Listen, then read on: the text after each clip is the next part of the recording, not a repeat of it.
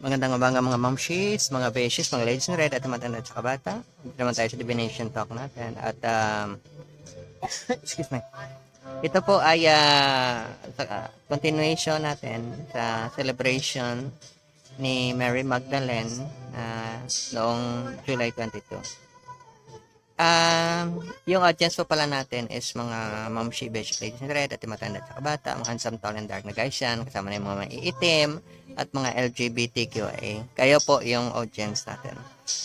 Yung level of education nyo po ay para po ito sa mga mabababa lang. Mga hanggang grade 6 lang po yung tinapos. Hindi naman ganong matalino. Kasi yung mga matatalino, alam na nila malamang yung sasabihin natin. Kasi matatalino na yung mga yan eh. So, disclaimer lang po, wala po tayong professional service dito. Hindi po tayo nagbibigay ng medical advice, mga legal, mga psychological o ano-ano pa dyan. Hindi po tayo nagpo-promote ng bagong religion. So, yung tema po natin is galing po sa prayer ni Master Christ na forgiveness. Forgive us our sins as we forgive those who sin against us. Kasi po kung hindi tayo marunong mag-forgive sa kapwa natin na may kasalanan sa atin, lalo na yung gusto nating balatan at i-barbecue na buhay, unforgiven ang tawag sa atin. Kahit na po mag-confession kayo sa mga matataas na miyembro ng church nyo, religion nyo, o kung ano man spiritual practice.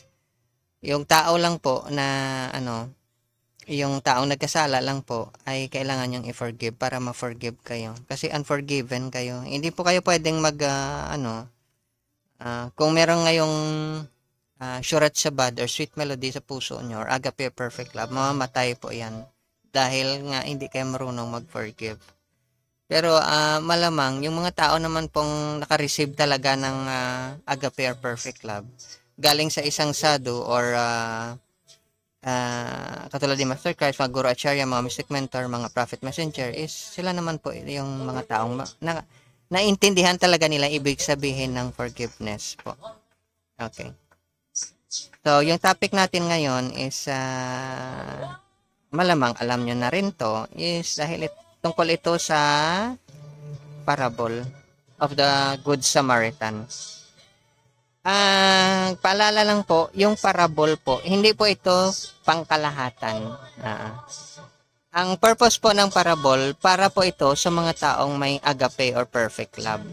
Kasi ang mga taong may agape lang, perfect love, yung bukas yung third eye nila, sila lang po yung nakakaintindi ng mga parables na ito. Sinadya po talaga na yung parable o yung mga kwentong barbero na to ay marinig ng lahat. Pero sa mga tao pong walang agape or perfect love na hindi pa binigyan ng guru at charya, mga mystic mentor, bulag po sila kahit may mata, bingi po sila kahit may tenga, hindi po nila maintindihan kahit marinig nila. Ganon po katindi yung yung kapangyarihan ng parable po. Hindi po sa lahat ito. So kung pakiramdam nyo po, wala pa po kayong agape or perfect love, hingiin nyo na po sa isang sadhu na kilala nyo. Katulad ni Master Christ po. Kasi kung hindi mabuksan po yung sekreto ng parable na to. So marinig natin, akala natin makamundo lahat yung kwento ng parable. Wala pong makamundo sa parable. Ito po yung mga ginagamit na kwento ng mga sadhu para maiwasan yung mga taong masyadong marumi yung pag-iisip. Yung makamundo. Hindi naman marumi yung mundo, kaya lang nagiging marumi siya dahil sa mga taong kung mag-isip ay makamundo. So ngayon, na mahaba naman yung explanation natin, punta tayo sa parable of the Good Samaritan. Okay, pamilyar kayo nito. Basahin ko lang. Okay, makikita po ito sa Lucas. Okay. So, ito po, basahin ko. May isang taong bumaba mula sa Jerusalem patungo sa Jericho at siya ay nahulog sa kamay ng mga tulisan. Inubaran siya ng mga ito at binugbog. Pagkatapos ay umalis siya at iniwan siyang halos patay. At nagkataong bumaba sa daang yon ang isang pare. Okay? Isang pare po. So, ang pare noon at pare ngayon, ganun pa rin po. Kasi yung pare po, involved, in charge po yan siya sa mga rituals, mga ceremonies po. Mga rites. Kaya nga pare tawag sa kanila. Nang kanyang makita ito ay siya dumaan sa kabilang panig. Gayon din, ang isang Levita, nang dumating siya sa lugar na yon at kanyang nakita ang taong yon, siya ay dumaan sa kabilang panig. Okay. Subalit ang isang Samaritano, sa kanyang paglalakbay ay dumating sa kanyang kinaroroonan at nang kanyang makita ang taong yon, siya ay nahabag, naawa. Kanyang nilapitan siya at tinalian ang kanyang mga sugat. Pagkatapos buhusan ng langis at alak. Pagkatapos isakay sa kanyang sariling hayop, siya ay dinala sa bahay panuluyan at inalagaan. Nang sumunod na araw, dumukot siya ng 2 denaryo at binigay sa may-ari ng bahay panuluyan at sinabi niya, alagaan mo siya at sa anumang karagdagan mo pang gastusin ay bayaran kita sa aking pagbabalik. Okay. Ito yung kwento sa Parable of the Good Samaritan. Itong last na tao, ang tawag sa kanya ay Good Samaritan. So, medyo mahaba ito, pero ito lang yung pinaka-importante. So, dito tayo ngayon kukuha ng mga insight. Yung mga kaalaman na makakatulong sa practice natin kung tayo po ay may agape po or perfect love.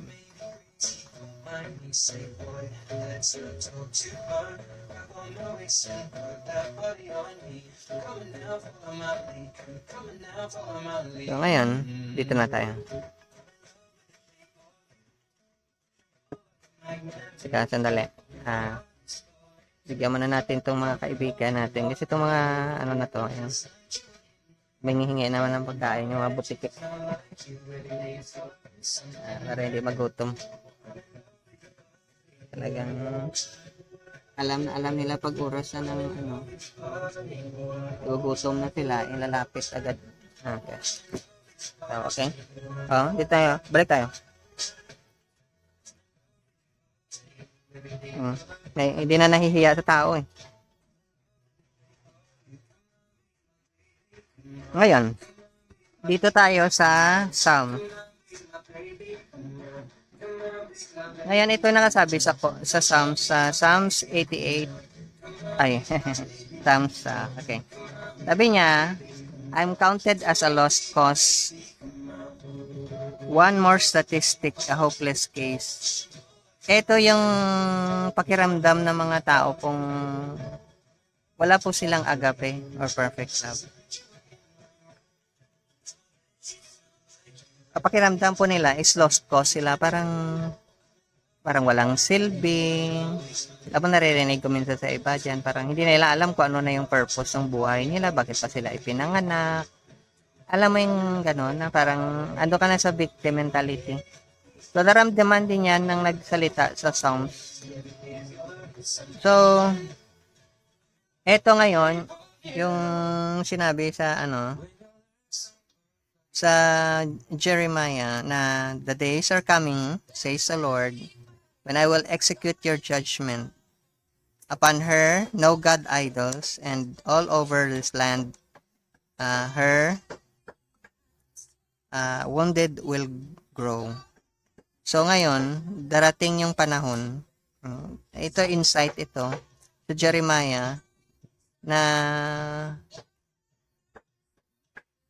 will grown pala. Okay. Medyo na ako kasi 110 tong ano ko. So titingnan natin. Okay. Teka, dali. I-check ko ulit.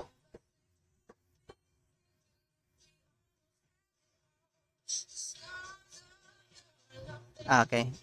The wounded will groan. Darating yung panahon. Ito yung feeling ng mga taong kung kayo po ay may agape o perfect love, ito po yung ipapakita na ugali ng mga taong walang agape po. Mararamdaman po nila na yung mga kinakawawang tao lalong dumarami. Dumarami po sila. Kasi yung ano diyan is hindi nila nakita po yung wala silang association ng sadhu, Pakali Master Christ, Guru Acharya, Mystic Mentor. So, ang nakikita nila na baka may iba pang paraan except sa agape po. Pero yung mga tao may agape, alam nila wala nang ibang paraan. Pag wala pong agape yung isang tao,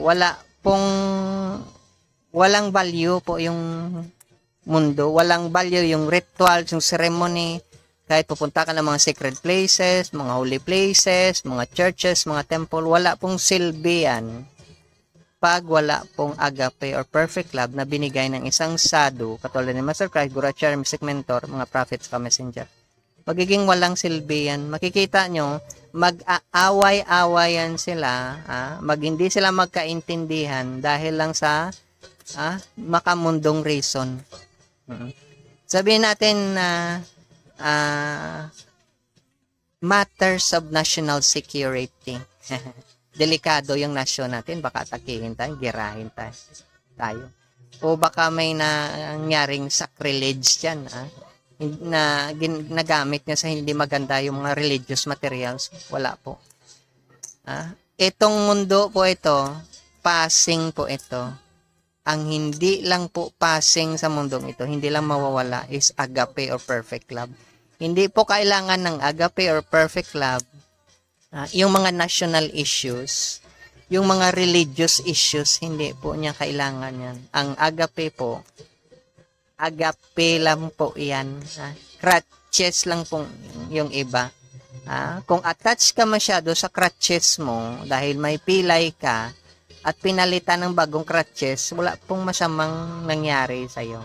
Pinalitan lang po yung crutches. May mga taong masyado silang sentimental po. Masyadong emotional. Napakalaga sa kanila yung crutches nila. Kasi baka pag nawala yung crutches nila, mamamatay sila. Baka maimpyerno sila. Maging miserable yung buhay nila. Alam mo yung ganun? Kakawawa ka naman. Oo. Pero hindi po. Hindi po nakakaawa yung agape. Never po nangyari yan. Kaya lang po, yung mga tao talagang walang agape or perfect love, nagkakaawa sila. Parang akala mo may ginagawa silang maganda, pero wala po. Kasi in the end, it's dust in the wind ang tawag dyan. Pero, alam mo naman, matatalino yung mga ganong klaseng tao. Ay, sabi ng nanay nila doon, matalino sila eh. Kaya tingin ko matalino naman yan ng mga tao. Sa mga prestigious university kaya nanggaling yan. Mga matataas yung mga grado niya, mga summa cum laude pa nga siguro yung iba dyan eh. Matatalino. Pero hindi nila nakuha. So, sobrang talino nila is pag wala po yung agape, meaningless po yan lahat. Sabi nila demonstration ng agape daw yung kamunduhan. Hindi po involved sa kamunduhan o kaanong rituals o ceremony yung agape. Yung agape lang po yan. Kung magbasa kayo ng kahit na anong literature, kahit Bible, pabasahin nyo, no, nag-demonstrate si Master Christ ng agape, wala pong rituals na ginawa. Sabi nila may rituals, kasi kamunduhan yung naisip, kaya akala nila rituals. Katulad niyang breaking of the bread. Hindi naman yung breaking of the bread kasi hindi naman bread. Yan yung point ni Master Christ. Yan. Yung point niya is distribution ng pagmamahal. Ganon po yan. Parang namali yata yung logic. Pero sige lang, matalino naman yung mga ganong klaseng tao. So, pabayaan na natin sila sa katalinuhan nila. Okay. So, ngayon, Dito tayo sa Lamentations. Kasi sa Lamentations po, makikita po natin dito na ito yung sabi nila. Ito yung mga experience sa mga taong walang agape, ha? Calling to their mothers, I am hungry, I am thirsty. Then fainting, like dying soldier in the streets, breathing their last in their mother's lap. Yung story dito, parang nag-regress yung tao. Pabalik siya sa nanay niya. Sa tiyan ng nanay niya. Gutom ako, uhaw ako. Ganon yan. I thirst. Pero akala nila ng iba dyan na hindi naman natin. Kasi matatalino naman yan. So, hindi naman tayo para sa mga matatalinong tao. Para naman tayo sa mabababang mga tao. Mga pang grade 6 lang. Yung thirst po dyan, thirst po sa pagmamahal.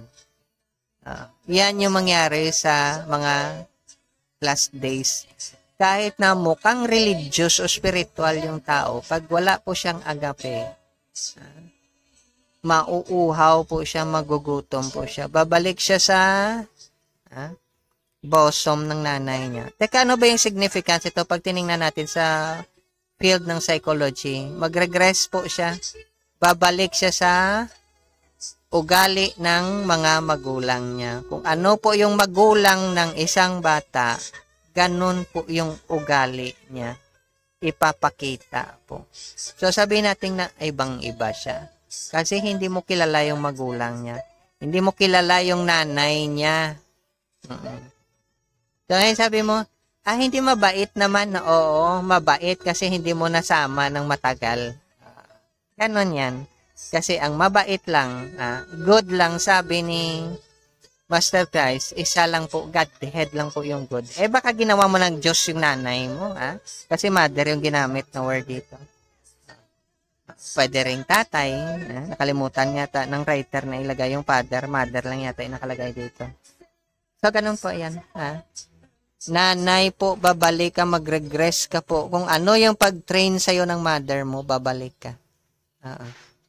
Kaya nga yung totoong taong nagbago lang talaga. Kung gusto mo talaga ito sa mga mamshi beses ladies na rin, matanda at saka bata, mga sun, tall and dark na guys yan, mga LGBTQIA. Ito po, konting idea lang po ito Baka makatulong sa inyo. Okay. So,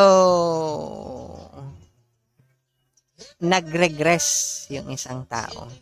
Bumalik siya sa ugali ng parents niya. Dahil sobra daw yung pressure niya. Sobra yung stress niya daw. So, ngayon, kailangan mong makasama yung mother ng isang tao. Ng taong mahal mo. Siyempre, mahal mo di ba? Okay. So, isasama mo ngayon yung parents niya, lalo na yung mother niya. Makikita mo ngayon kung ano yung kadalasan na ugali ng mga bata sa mother nila. Kasi mag-ano yan may nature yung defense mechanism ng tao na mag-regress siya sa pinaka-stable niya na defenses. Pero, hindi yung concern ng mga practical na tao. Kasi parang masyadong theoretical yan. Pero ganun talaga yung nangyayari sa mga mental health setting. Lalo sa mental hospital. Pero ito yung insight, ito makuha natin. Naalala nyo, kinuha ng Godhead, yung Israel sa Egypt. Gaano katagal sila nagbago? Hindi po sila nagbago. Dahil po yung taong napakatindi po ng trauma niya. Even after 40 years, namatay din sila, hindi sila nagbago po. Medyo grim po ito na story, pero totoo po yan. So, kung na-meet mo yung tao, lalo na wala siyang agape or perfect love, napaka-grim po, victim mentality. You have to wait for 40 years nung na-meet mo siya. So, kung 30 years old na siya, plus 40, 70 years old niya ma-realize. Sana ma-realize niya na may mali sa ginagawa niya. Yung mga taong walang agape, ha? Pero yung mga taong may agape, 40 days po enough na yan. Hindi 40 years. Pero nakita ko sa iba, naobserbahan ko sa iba, kahit na nagjo-join sila ng spiritual religious group, 60 years po yung kailangan nila, half ng lifetime nila. Parang established na practice sa physics. Half-life, 50 years plus 1. So, kung nag-meet kayo ng 30 years at nakita mong hindi maganda, dagdagan mo lang po ng 50 yung 30 niya. 80 years old po yung tao bago mo makita may change talaga sa kanya. Yung 40 po, namatay na ngayong iba eh. Hindi sila talaga ng bagong. So, half-life talaga yung kailangan mo. Parang sa physics. So, since 120 naman yung age ng tao, kailangan mo ng half-life niya, 60 plus 1. So, kung kailan kayo nag-meet, hindi mo pa siya kilala. Kahit ma-meet mo yung mother niya, baka mamatay na yung mother niya, hindi mo pa rin kilala. Dagdagan mo lang po ng 40 to 60 years, makikita mo nagbago yung isang tao. Yan po sa mga stiff neck na mga, hindi yung stiff neck na kagigising mo lang, yung talaga matitigas yung mga ulo ng mga tao. Kaya nga wag po tayong maging mahirap sa iba. Ibig sabihin, wag po tayo maging hard sa ibang tao. Wag kang mag-hard on, hindi yun hard on. Maging matigas ka ba, mag-hard ka. Harden. So, ang dyan is, sige, pagbigyan mo lang siya. Kasi nung na-meet mo siya, may mga shortcoming yung tao. Bigyan mo siya ng 40 years. Kasi 120 pa naman yung age niya. Kung hindi naman siya careless sa buhay niya, careful naman siya, sana wag maaksidente, makikita pa naman siya magbago after 60 years. So ngayon, kung 50 years old na kayo nagkita or 40 years old, dagdagan mo lang ng 50 po. So, kung gusto mo makita mag-change yung isang tao na walang agape yun, nagtatry pa lang i-introduce yung agape sa kanya. 40 plus 60, mawag 100 yung age na makita mo na talaga nagbago na siya. Or kahit na 40 plus 40, 80, up to 100 po. Makikita mo nagbago. Kaya nga yung iba, kahit na anong therapy sa kanila, para lang bigat sa balikat, papasa-pasa. Hindi nagbabago. Kaya ngayon may kasabihan sa psychology, kahit na si father ng modern pragmatism na si William James, na fairly stable yung ugali ng isang tao. Kasi kung napaka-unstable niya, delikado naman siya. Baka may hangin. Baka sumobra yung hangin sa katawan. Umakyat sa ulo. Kaya nga dahil sa sobrang stable ng ugali, ang tagal po mag-change yung isang tao. So pagbigyan po niyo yung tao, bigyan niya sila ng 40 to 60 years po na magbago.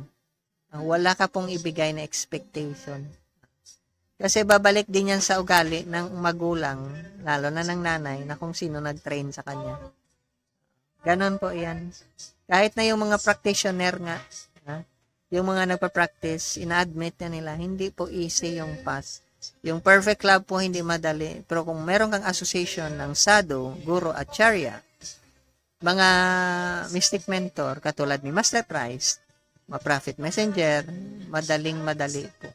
Pero kung wala po, napakahirap. It will take you, more than 40 years. Tingnan mo yung oppression na nangyari sa Israel nang dinala sila ni Moses. Nagkasala si Moses dahil sa kanila. Pag may sado ka pong kasama at medyo matigas po yung leeg mo, baka binali na yan ng iba. Baka malamang magkasala yung sado sa'yo. Ma-lose niya yung patience niya. Ganun po yung nangyayari minsan. Kahit sino pong sado po, na sila, grabe yung suffering nila. May isang famous na guro, modern day guro, na nag-confess nga siya, grabe yung niya. na ano talaga, na hinder yung ano niya, pag promote niya ng agape sana sa modern world. Dahil alam mo naman, very manipulative yung tao. Dahil ayaw nga nilang baguhin yung pag-uugali nila. Alam mo yung gusto nila, baguhin ng sado, yung ugali ng sado para sa kanila. Hindi sila yung babaguhin nila yung ugali nila para sa sado. Meron tayong ganun yung ugali. Yung, sige lang na, komportable kasi ako sa ganito. Hindi po. So, patuloy yung makamundo nilang ugali. So, ngayon, yung sado, nagiging, alam mo naman yung sado, yung commitment ng sado, hanggang, yan, kamatayan. So, minsan, nahihinder yung, ng sado. Pero, mabuti na lang, maraming sado. So, yung ibang mga sado, nung nahirapan yung ibang sado, is, napupunta sila sa ibang sado din, hanggang sa mag-progress sila. So, ngayon, balik tayo dito, sa isa pa po, ito tungkol naman to sa Proverbs, sa friend. Ito nakalagay dito, never abandon a friend,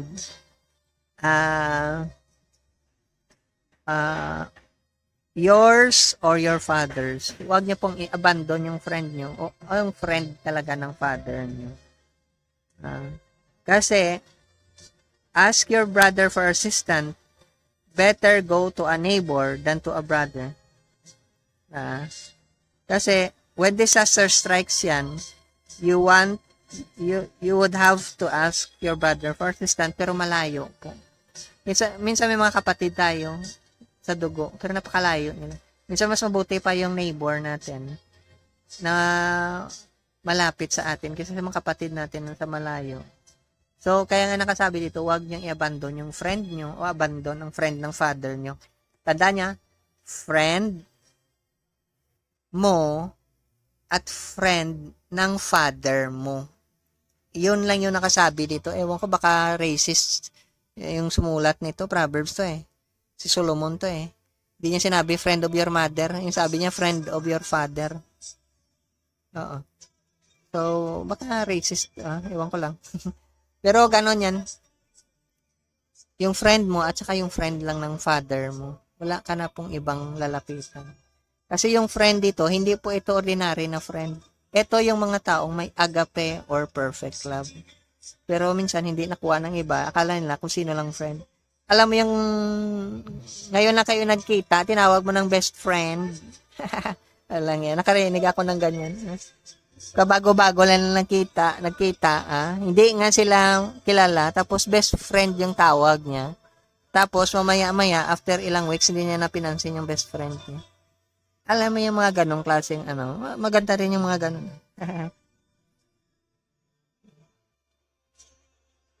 So, ngayon, eto tingnan niyo po, yung feeling ng taong walang agape po. Nakalagay po ito sa Jeremiah. Sabi dito, everyone has given up on you. You're helpless. You're hopeless. So, tingnan nyo po. Ang mga tao pong walang agape or perfect love, parang pakiramdam mo, tutulungan ka nila. Yan yung feeling ng mga taong alam nyo po, may isang gusto akong i-open up na andun po sa pag-iisip natin minsan na tinutulungan tayo ng mga taong walang agape o perfect love. Mga okay sila kahit members ng family natin. Hindi po. Yung testimony po ng mga taong, kahit na yung mga artista, na mga nagpakamatay, walang nakakaintindi po sa kanila. At ito pa po despite the fact na propaganda ito ng mga health professions, kasi kailangan mong kumita minsan, gusto mo nga tumulong, false fake news naman yung pinagtuturo mo. Pasensya na dyan sa mga health profession na gustong tumulong fake news po.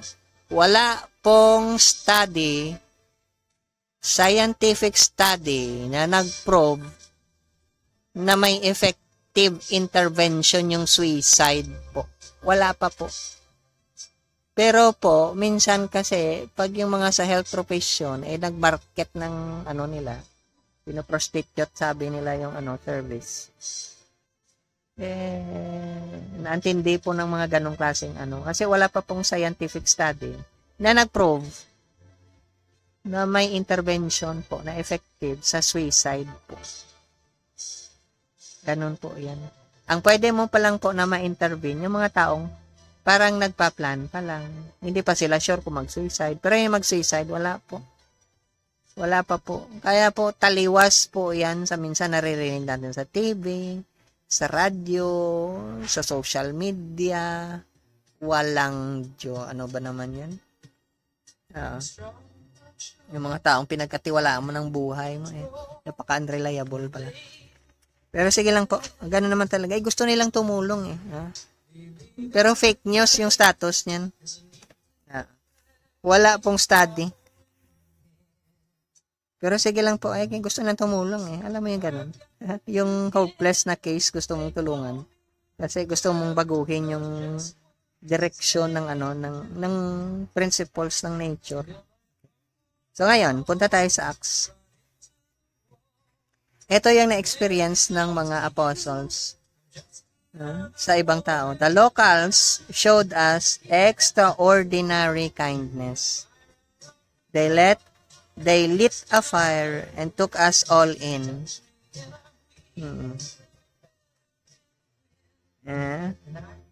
It was raining and cold. Tingnan mo yung mga ugali ng mga taong talagang napakabait nila. Tinitingnan talaga nila yung comfort mo. Kahit na, minsan sa situation na yon is, pwede naman hindi sila makialam kasi, malay ko ba sa'yo? Hindi mo nga matulungan yung sarili mo, tutulungan pa kita. Ganon yung sinabi kay Master Christ. Makapangyarihan kasi baba mo yung sarili mo. Hindi po yan. Minsan may mga ganun tayong attitude. Pero maganda rin yan sa mga taong makamundo. Kasi kailangan mo mag-stand daw sa sarili mo kasi walang tutulong sa hindi mo tulungan sarili mo. Yun daw yung sinabi nila na tamang principle po sa buhay. Ewan ko lang, yung tama nga yan. Parang hindi naman yata sinabi ni Master Christ. Kaya nga binitawan nga yan na salita ni Master Christ Physician, heal yourself. Parang ganon yata. Pero hindi niya masave yung sarili niya. Alam yung ganon, para yan sa mga taong talagang ewan ko, parang hindi naman yata naniniwala sa Diyos sa mga taong ganyan. Baka wala sila siguro ang association ng sado. So ngayon, nakalagayan dito, tingnan natin sa Ecclesiastes. Kasi dito sa Ecclesiastes, ang dami yatang insight na makukuha dito. So, sabi sa Ecclesiastes,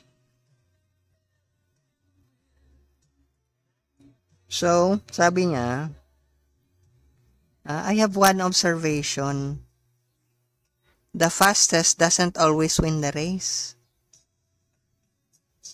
The stronger doesn't always win the war. The wise often go hungry. The understanding or skillful are often not wealthy. The educated are often not successful. So, ano yung reason daw? Right timing at right chance. Yun yung reason pala. Hindi yun dahil, minamarket ka lang po. Minamarket ka na pag andito ka po sa ganitong grupo, okay. Pag ganito po, na andito ka po sa ganitong university nag-aral, okay na. Hindi po. Pag dito ka po, ganito yung hindi po. Right timing talaga yan. Parang stock market. Pag hindi mo alam yung timing, sensya ka na. So, ganun yung right timing at right chance. Magkaroon ka ng chance or place kung saan makapag-decide ka ng maayos. Kaya nga, yung make or break na decision is timing at saka chance mo. May mga tao na nag-decide sila at the wrong time. Kaya minsan, pag nasira na nila yung isang bagay, nahirapan silang ayusin. Malay mo, matatalino naman yung mga ganong klaseng tao. Hindi lang marunong mag-timing. Alam mo lang ganon. Dahil sa sobrang talino, hindi nila alam yung tamang timing. Okay. So, ganon po yan. Yun po yung susi pala. So, kung kahit na anong pamaraan, kailangan mo ng timing. May time yung tao. Kaya nga, tumagal lang 40 years. Mga supposed to be mga ilang days lang, 11 days lang yata yung travel ng mga Israelites. Hindi ko lang i-check nyo lang. Mga 11 days yata. Pero nangyari, naging 40 years. Dahil po, ang hirap nilang turuan. Kailangan pang antayin yung tamang timing. Ang tamang timing po, sa taong hindi marunong or hindi natututo po is kamatayan po. Antayin mo na lang pong mamatay yung tao. Baka sakaling yung kasunod sa kanya is mag-iba pa ng direksyon ng pag-iisip. Kung magaya din sa kanya, pasensya na. Kaya nga may generational curse na tinatawag.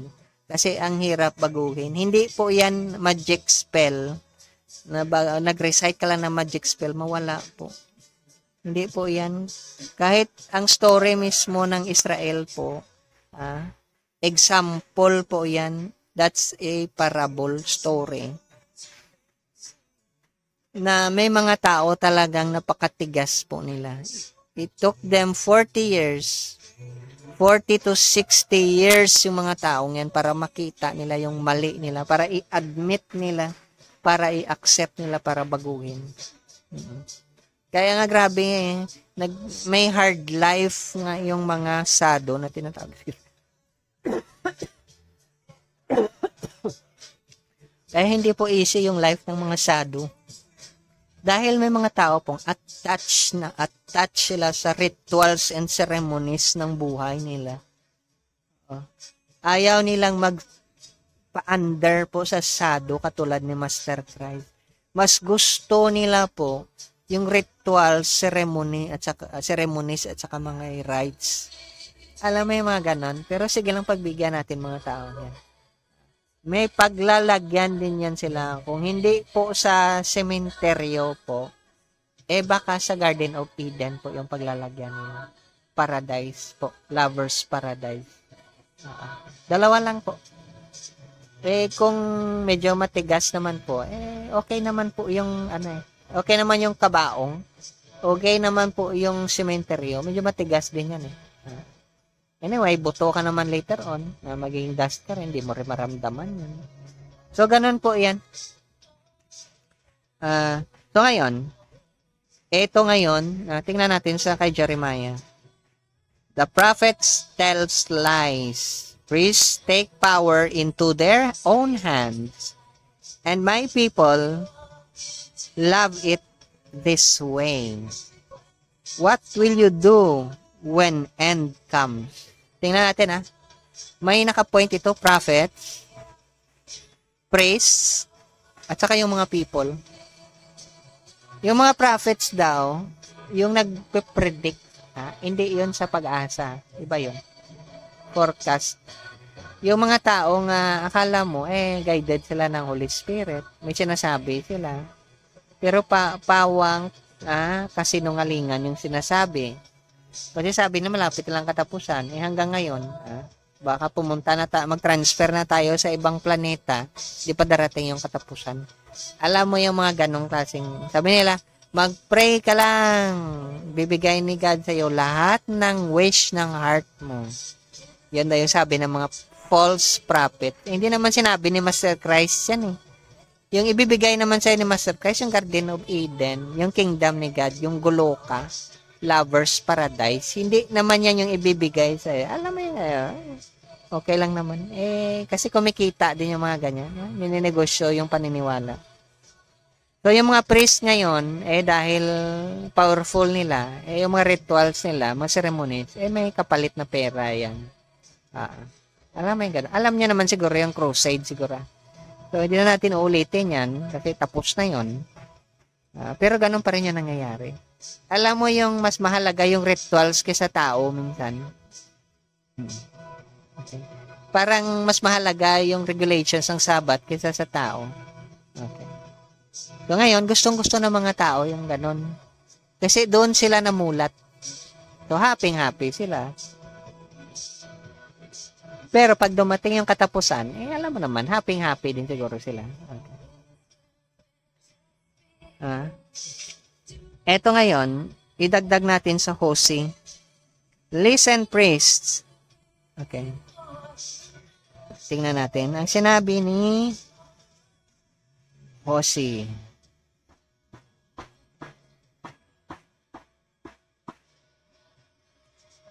Listen, priests. At saka, ano to? Attention, leaders. Okay. Judgment is towards you. You are a snare at Mizpah. You are a trap at Tabor.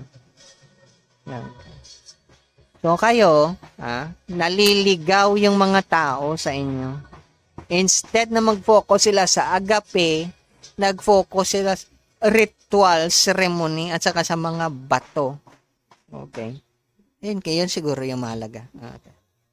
Kayo din mga leader, ganon din yung nangyari sa inyo. Agape lang naman yung pinakamahalaga. Kaya lang, wala yatang nagkukwentos ng agape. Tabu kaya yun?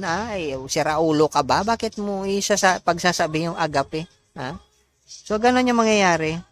Nagiging snare at saka trap sila. Okay. Nagiging balakid po. Pero okay naman yun. Oo. Kasi, pag sinabi mong perfect love, nakapaka-imposible mo. Kahit nga si perfecto, nagkakamali, perfect love pa, ay ano ba yan? So, pero sige lang, pagbigyan po natin yung mga ganong klaseng takbo ng utak. So, dagdag pa ni Hosea, like robbers waiting in ambush, priests murder travelers along the road to Shechem and practice every kind of sin. Oh, nako, bakit pare ito? Di ba yung mga pare mababait? Ay, nako, ano ba yung nangyari? Murder yung ginamit. Ano ba yung murder?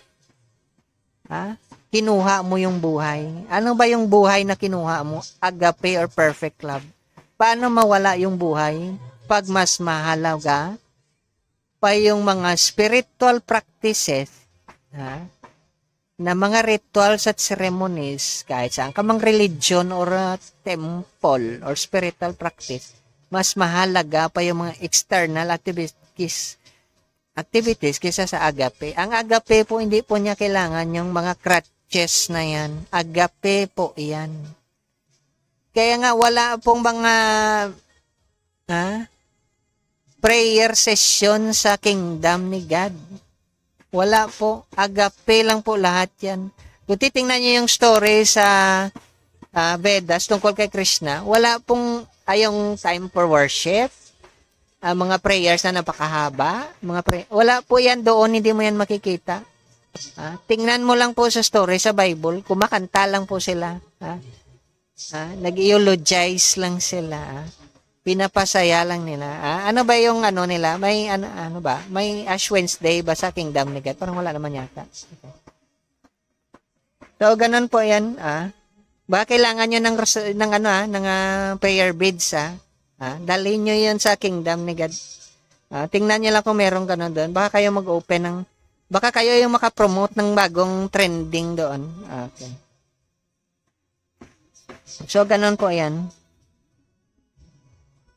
Ngayon ito yung sinabi sa Malakal. How I wish one of you would shut the temple doors so that these worthless sacrifices could not be offered. I am not pleased with you, and I will not accept your offerings, says the Lord of hosts. Ano nangyari? Bakit nagalit siya? Kasi nga walang ang agape. Ito yung final message. First and last, agape lang po. Pero hindi po makuha ng mga taong, ewan ko lang. Baka siguro sumubra yung educational attainment nila. Kung hindi ako magkamali, 10 yung PhD mo. Kaya nga hindi mo na alam kung alin yung pipiliin mo. So, sobrang daming options. Yung choices, parang ikaw po, yung napakaganda mong babae, ang daming sumusuyo sa yung mga lalaki. Wala kang choice. Ha? Hindi ka makapili. Ha? Kasi ang daming ang choices eh. Ang daming benefits ba? Ha? Para naalala ko tuloy yung sabi nila. Ha? Pag may alak, may balak. Ang daming benefits nga eh, oh. Ayan, damo, ikaw lang isang babae, dami mong barkadang lalaki, nakikiinom ka dyan. Ang daming benefits, wag ka na magtaka pag may benefits nga. So, ganun yan.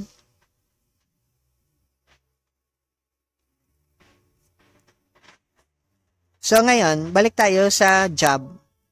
Okay. To him who is desperate, kindness should be shown from his friend. More so to one who forsakes God. Mas lalo natin pong ibigay yung love of God sa mga tao pong desperate na sila. At saka sa mga tao pong ayaw na nila sa Godhead. Parang wala nang value sa kanilang Godhead. Yung Godhead po, nasa papel na lang sa kanila. Mas kailangan po nila yung kindness po. Ipakita natin sa kanila yung agape. Anong totoong agape? Ganon po yan. Sa job po yan. Ito po, itapusin na lang muna natin to sa Psalms kasi sobrang haba naman. The Lord frustrates the plans of nations. He makes the thoughts of the peoples to no effect. So ngayon, hindi pa rin convince yung mga ibang taong matalino naman sila. May AI na kaya ngayon. Sinabi ng sa sound dito, i-frustrate ng God yung plano ng nations, lahat ng nations po. Lahat ng mga taong makamundo po, i-frustrate ni God. So kung magtaka ka na hindi ka mag-succeed sa worldly life mo, wag ka na pong magtaka. Yung mag-succeed lang po, at mag-succeed ka lang, agape lang po. Pag wala pong agape, ewan ko sa'yo. So ngayon, wala ka rin time makipag-associate sa sado. Hindi mo rin kilala yung sado. At kung may kilala kang sado, pagod na pagod ka palagi. Wala ka ng time. Hindi mo nga ma-receive yung agape or perfect love sa kanya. Hindi mo rin makita yung expression ng perfect love sa kanya.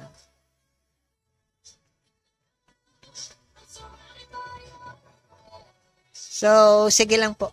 Baka may chance ka pa next life. Pero frustrated. Ma-frustrate ka po. Akala mo may na-achieve ka. Wala po.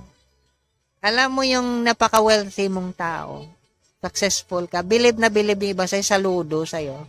Biglang yung favorite na anak mo namatay. Hindi nga matulungan ng mga doktor. Yung pa naman sana yung ear mo, yung taga-sunod mo. Yung tagapagmana ng talent mo. Sige, gano'n naman talaga. So, gano'n po. Para sa mga tao po na may agape or perfect love, maging maingat lang po. Flat tire po yung mundo na to. Akala mo may offer sa sayo maganda. Sinasubstitute niya lang po yung sarili niya sa agape or perfect love. Alam mo yung nagkahiwalay kayo ng mahal mo sa buhay. Tapos may lumapit sa'yo. Sige, total, wala na naman kayo. Ako lang muna mag-substitute sa kanya. Pag sakaling magkabalikan kayo, okay lang. Ako lang mag-substitute sa kanya. Alam mo yung ganon. Ganon yung mundo natin. May mag-substitute po, pero wala pong substance yan. Kasi flat tire nga yan. Hindi pwede mag-substitute, yung flat tire sa perfect love po. Hindi po pwede mangyari yan. Kaya nga anti-Christ ang tawag yan.